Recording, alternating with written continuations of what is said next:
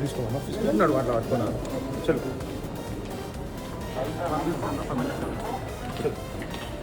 చలో తమ్ముడు చలో.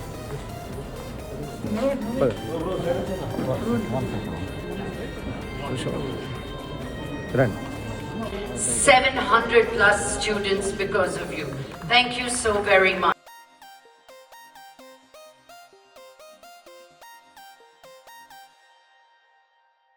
లైఫ్ రిస్క్ తీసుకొని ఇలా అడవుల లోపలికి వెళ్ళి ఇలా బియ్యం ఇస్తున్నారంటే మామూలు విషయం కాదమ్మా.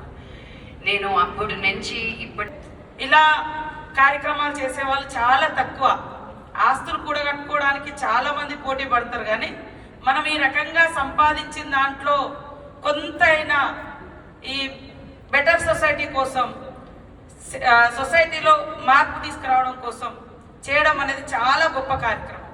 నేను అప్పుడు కరోనా టైంలో కూడా అందరికి ఒకటే పిలుపునిచ్చేది, ఎప్పుడు ఎవరు చనిపోతారో అర్థం కావట్లేదు. చాలా అన్ని అంతస్తులు ఆస్తులు అంతా ఉన్నా కూడా, ఈవెన్ ట్రీట్మెంట్కి అందుబాటులో ఉన్నా కూడా ఇంకా మా దగ్గర చాలా తక్కువ డెత్ రేట్ అయింది. నేనైతే కరోనా ఇంజెక్షన్ కూడా వేసుకోలేదు. 100 days నాన్ స్టాప్గా తిరిగిన తర్వాత సెకండ్ వేవ్లో బాడీస్ కూడా, డెడ్ బాడీస్ ఫ్యామిలీస్ వచ్చి తీయకుండా మేము వెళ్ళి తీసినాము, కానీ ఇంజెక్షన్ వేసుకోలేదు. కానీ ఇక్కడ ఇంత జరిగినా కూడా ఏ డబ్బు కూడా ఒక్కొక్కసారి కాపాడలేదు.